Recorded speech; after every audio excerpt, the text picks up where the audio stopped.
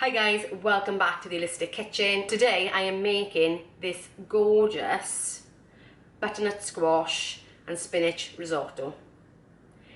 It is so simple to make that you'll wonder why you've never made a risotto before, if you haven't, that is. For this risotto you will need half of a medium or one small butternut squash, peeled and diced into small pieces.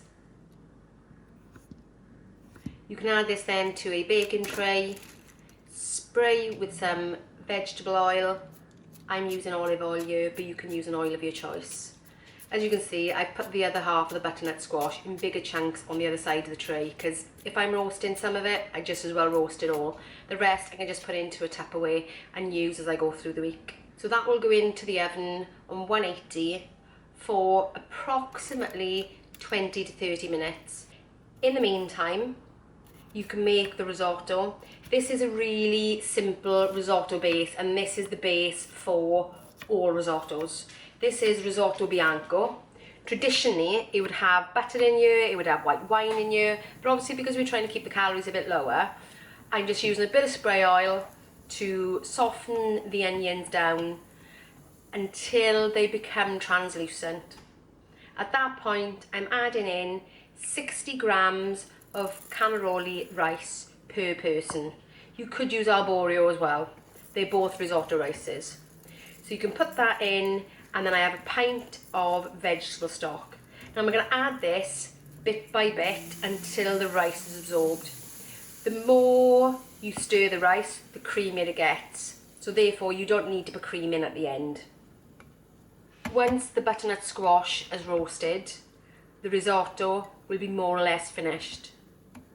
Next, add the butternut squash to the risotto and check the rice to see how well done it is.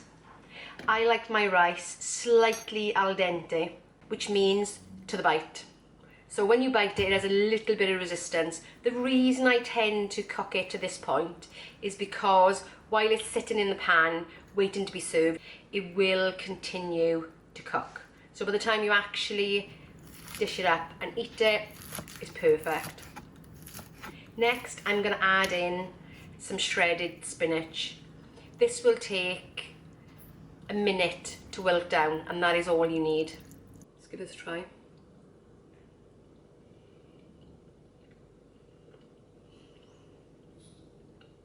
That is so good.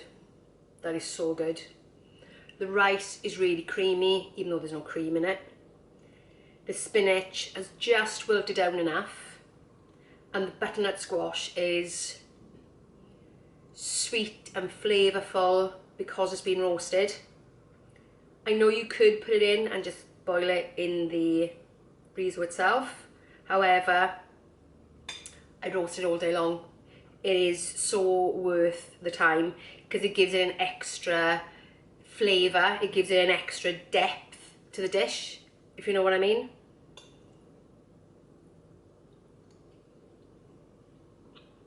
So good, so good. So guys, that is my roast butternut squash and spinach risotto. Enjoy.